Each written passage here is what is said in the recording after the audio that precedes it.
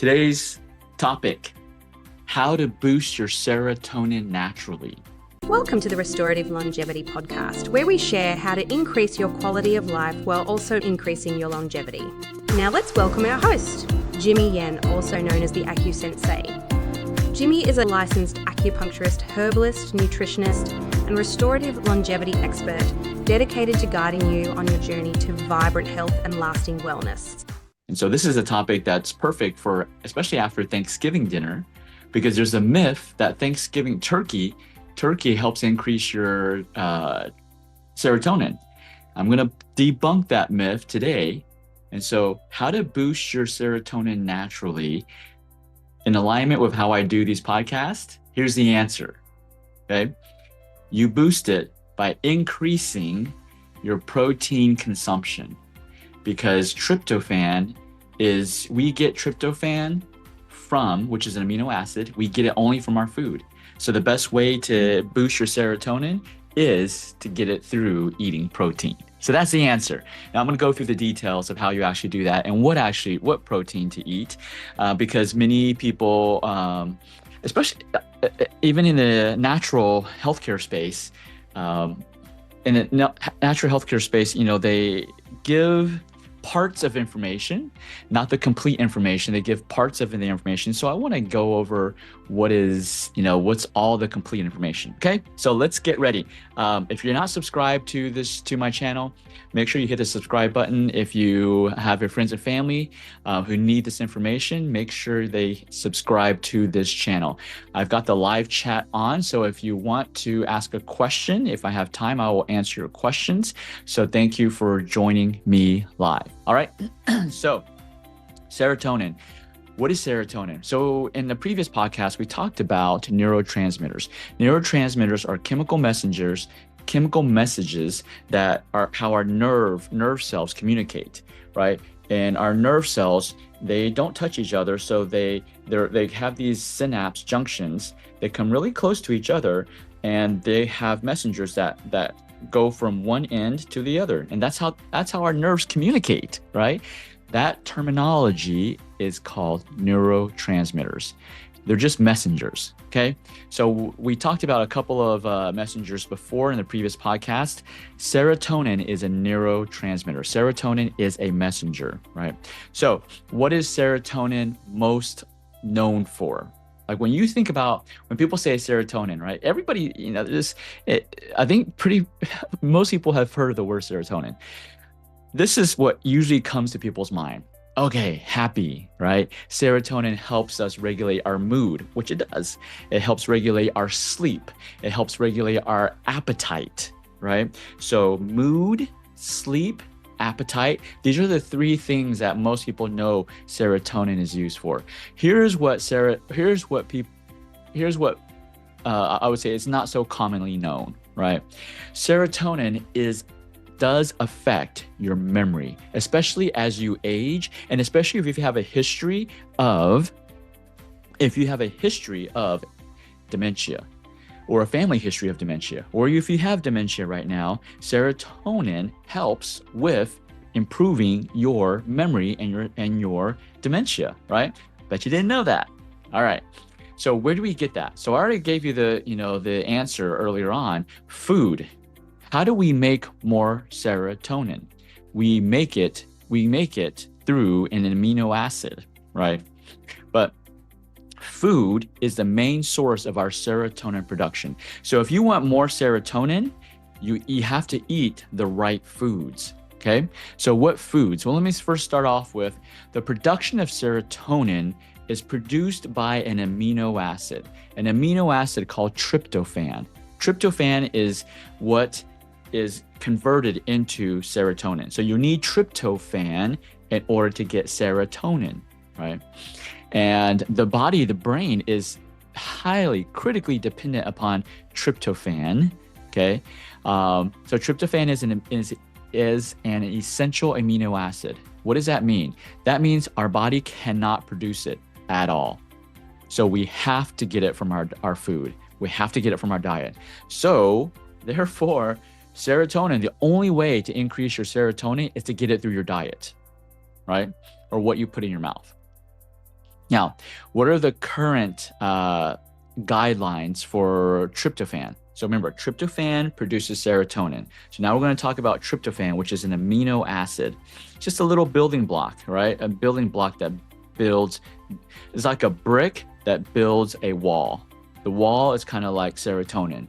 The brick is like tryptophan. That's what an amino acid is, okay? So amino acid, tryptophan produces serotonin. So the current dietary recommendations for tryptophan is, and this is regardless of male or female, this is for an adult. You need 5 milligrams of tryptophan for every kilogram of body weight. So let me give you an example. For those of y'all who are in the US, let's say a 175-pound adult, 175-pound, right, adult, you will need 395 milligrams of tryptophan, right? 175 pounds is equivalent to 79 kilograms. 79 kilograms. I'm just getting my calculator out here. So if I do 79 times 5, right, times 5, that's where you get the 395 milligrams of tryptophan daily, okay?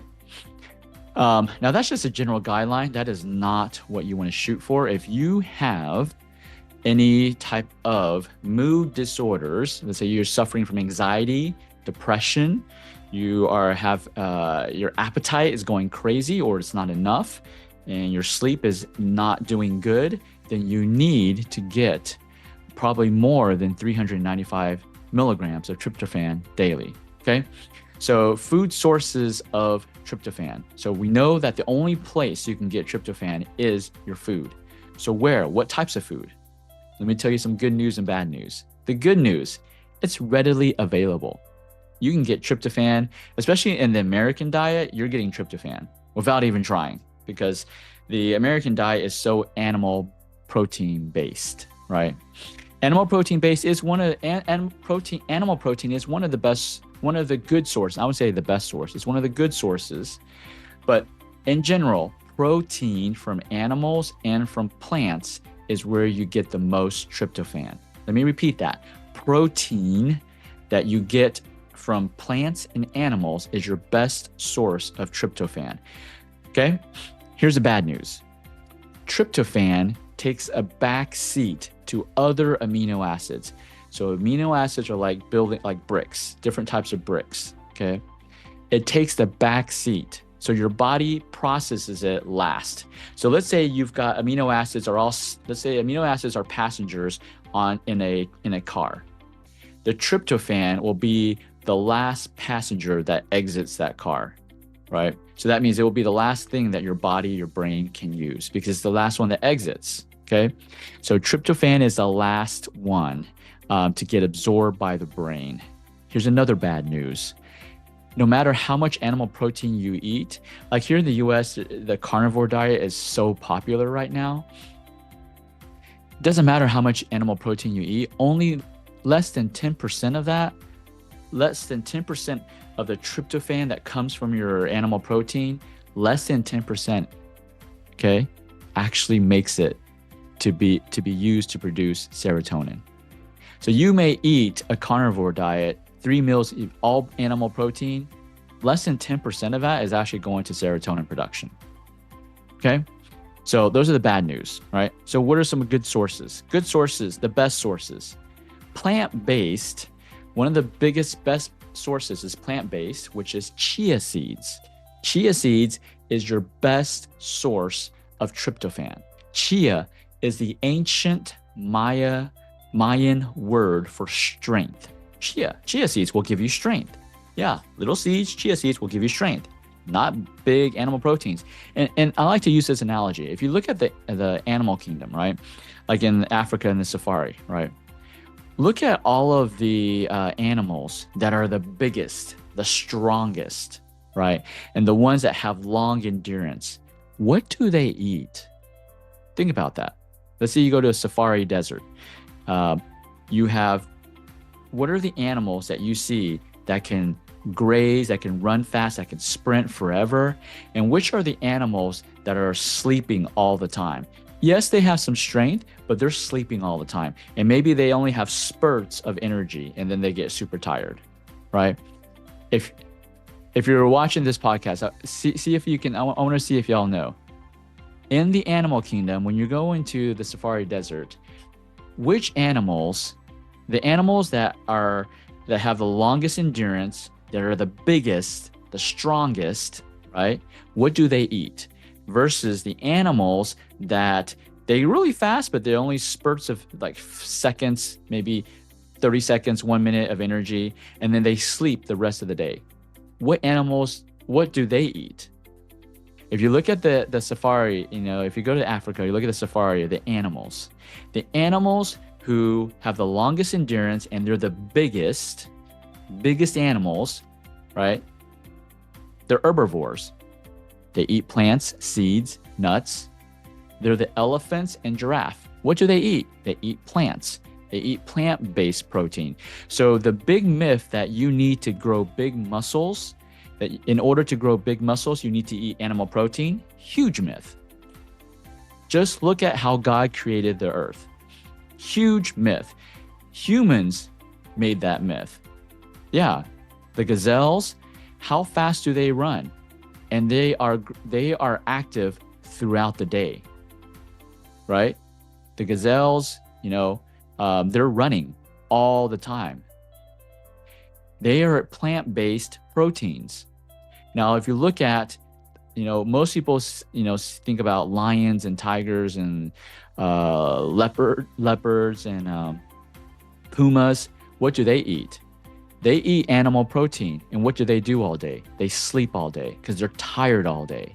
They're tired all day and they only have short spurts of energy. So if we just look at nature, we can see how we should be eating depending on your goal. If your goal is to be laying flat on your bed for 10 hours a day and only have 30 minutes of strong energy, then you copy the lions and tigers, the leopards, right? You copy what they eat. They eat all animal protein, carnivore diet. They eat the carnivore diet and they're tired all the time, right? Look at the elephants, the giraffe, the zebras, the gazelles. They're sprinting, grazing constantly, and they're big. They're huge. The largest animal one of the largest animals in Africa is the elephant. They are on a vegetarian diet. Think about that, right? Instead of we tend to say, oh, but research shows. There's so many fitness trainers, holistic practitioners, functional medicine practitioners. They're saying, oh, but research shows animal protein, eating a carnivore diet does this. And it probably does. But let's look at nature, how we were built, right? So again, I'm gonna leave that up to you, but I like to say, hey, let's look at nature. And for me, if you're saying, oh, but those are animals. Well, let's look at the blue zones. These are the areas where they have the most centenarians, which means people that live over 100 years old and have the best quality of life, best health. What do? They eat like the animals in the kingdom, in the animal kingdom. They don't eat like the lions and tigers. They don't eat like them. They don't sleep all the time. They're active all the time, right? Because they have health. So when we go for a carnivore diet, and this, Kelly, this goes to your question about protein consumption for chronic kidney disease. Okay, animal protein. I'll add, Kelly, you should be low animal protein because animal protein needs to be broken down by your liver and your kidneys. This is what they found, back probably 50 years ago when the Atkins diet, I don't know if you remember that, the Atkins diet, which is today's carnivore's diet, very similar. The Atkins diet, many people who overdosed on just eating animal protein all the time, they started noticing that they had liver damage and kidney damage. So if you have chronic kidney disease, of course, talk to your physician. I'm not a physician, okay? I'm a wellness expert. I'm not trained to prescribe medication. I'm not trained to do surgery, okay? My opinion, and it's only my opinion, based on me helping people achieve restorative longevity, eating animal protein for an extended time is going to damage your kidneys. So you want to lower it. I'm not saying eliminate it, but you want to lower it. You want to try to find more plant-based proteins. Okay, so great question. So coming back to chia seeds are the best. The ancient Aztec and Mayan warriors, they literally survived on rations of chia seeds at times, as well as long distance runners and messengers. So when you say, oh, but I don't feel strong, I need animal protein, BS. You need chia seeds. Chia seeds have been proven for thousands of years to help you with those building muscle mass, helping you with long distance running, right? With endurance. So 2 tablespoons of chia seeds is more than 200 milligrams of tryptophan. Plus, chia seeds also contain omega-3 polyunsaturated fatty acids, and they have minerals and fibers, right? So 200, remember, for a 175 pound or 79 kilogram adult, you need 395 milligrams daily. That's what's absorbed. But let's just not talk about what's absorbed. There's only less than 10% is absorbed, okay? But let's just forget about that. Let's just say you need as a 175 pound person, 79 kilograms adult, you need 395 milligrams of tryptophan daily. Chia seeds, 2 tablespoons will give you more than 200 milligrams. Bam. You eat 4 tablespoons of chia seeds, you're already getting your over 400 milligrams of tryptophan. Okay. Turkey myth. So during Thanksgiving, we all, many of us eat turkey, especially here in the US. And then we get this lull, like we get tired, drowsy. And we think it's the turkey because turkey does include tryptophan, but it contains so little that it doesn't even show up on charts for tryptophan. So it's a myth that the turkey is making you drowsy. What's making you drowsy is your insulin surge, because you're eating too much of simple carbohydrates, whether this is through mashed potatoes, gravy, stuffing, bread, all of those simple carbs. Those is what's making you drowsy, okay? So lay off the turkey. You can eat turkey, but don't think that the turkey is going to be helping you increase your serotonin production. It's not doing it, okay? So what is a good animal source? Yogurt. So I'm not talking about yogurt that you buy in the grocery store. Yogurt in the grocery store is filled with sugar. So you defeat the purpose when you buy those yogurts in the grocery store. You're not really, it's like you're getting more sugar than benefit. You're getting more harm than good. So I'm not talking about that type of yogurt. I'm talking about yogurt that is plain, organic, and it's made from goat's milk, full fat from goat's milk. Tart yogurt. It does not taste good. One of the most, in regards to animal protein. So those of y'all who are like, oh, I need to eat animal protein to get more serotonin so I feel better, okay? Yogurt provides, drumroll, 49 milligrams of tryptophan. 2 tablespoons of chia seeds gives you over 200 milligrams of tryptophan. Yogurt, when eaten the right way, which most 99.9% of people do not eat the right way, they eat the sweetened yogurt. This is yogurt that tastes nasty, or for some people it actually tastes great, but sour, tart, right? Most people won't eat it. But if you want to eat yogurt, even though you eat this yogurt, it only gives you 49 milligrams of tryptophan. So you would have to eat tons of yogurt.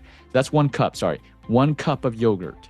1 cup of yogurt, 49 milligrams of tryptophan, okay? 2 tablespoons of chia seeds. 2 tablespoons. Tablespoons are like tiny.